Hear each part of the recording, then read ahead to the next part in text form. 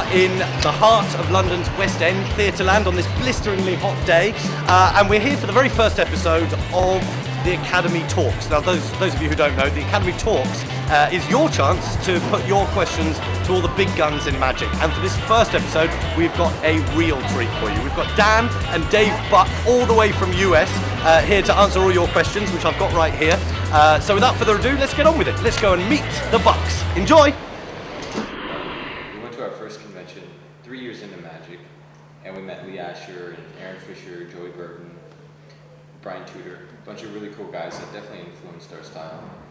And they would sell their notes and stuff in the lobby. Yeah. And we thought that was the coolest thing. Like, they were making money off stuff that they had created.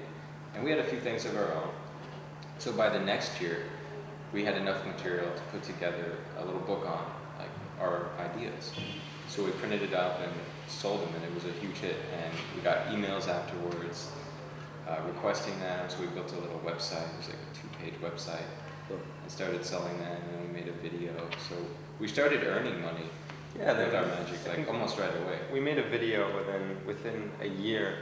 Stan Allen got a hold of the video, and he invited us to perform at the first Magic Live, which was in 2001. We were 16 at the We were time. 16, like David Blaine was in the audience, so we met him, and the rest just took off. We then did our first convention at International Magic, and I've sort of been doing something. Yeah, I remember ever since. shortly after the Magic Live convention, we were all eating dinner with our family, and the phone rings, and my mom answers, and she's like, "Oh, okay, yeah." And she hands us the phone, and she's like, "It's David Blaine." It's kind of weird, but I think at that moment, they're like, okay, they're serious about this, and this is what they want to do. But then we joined IBM, and we started going to meetings, and that's where we met one of our best friends now, or our best friend, Ricky Smith, and he did card magic and studied like Vernon and Marlowe, who was into like Lee Asher and Aaron Fisher at the time, introduced us to their videos. So he definitely influenced us in the direction of visual card magic. Yeah, and he had already slides. established like an amazing library of books. So we would, borrow those once a month whenever we would visit the meetings, because it was like a 2.5-hour drive.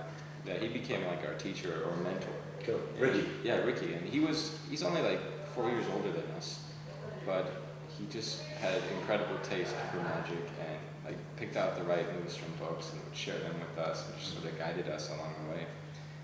And actually, a lot of the stuff we put out is based on his ideas, like, believe it or not. So he's not known for like releasing stuff. He has the cherry control, which a lot of people know. It's a great control. It starts from the top of the deck with the thumb fan. Yeah.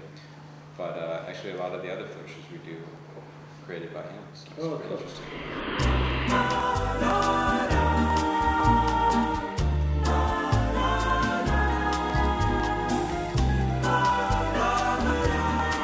A typical day in the life of Dan and Dave, practicing. What's the sort of practice schedule that you do? Are you strict, or do you just do it because you love it? It's much different, I think, for everyone the first, 6, 7, 8 years of their life. Yeah. Like for us, it was just like a Non-stop. routine. It was almost like we had a schedule, and we would just follow that schedule. Like, okay, we're gonna get up in the morning. That you guys set yourselves? Or? Like more of a mental schedule, but we literally practiced before school, came home from school. Sometimes we would go to school. Yeah, okay, we get home at 3 p.m. Dinner's at 8. Lock ourselves in the room, play some music. Yeah. Knock on the door. Dinner's ready. So it was just like but now that we have like responsibilities, we produce a lot of DVDs, run a website, travel, so it's hard to just make a schedule and sit down and practice like a lot of magicians do. They'll set 4 hours a day just to practice. We can't do that. I actually don't enjoy doing that.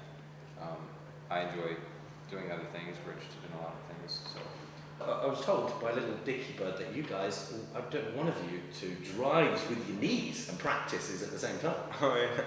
well, yeah, we both do that. Oh, do you? Yeah. Well, that's cool. When you drive in LA, you're on the freeway, and especially in rush hour, you're waiting in traffic. So it's really not necessary to use both hands. You just kind of lift up your knee. Exactly. Make subtle changes with the wheel. Practice.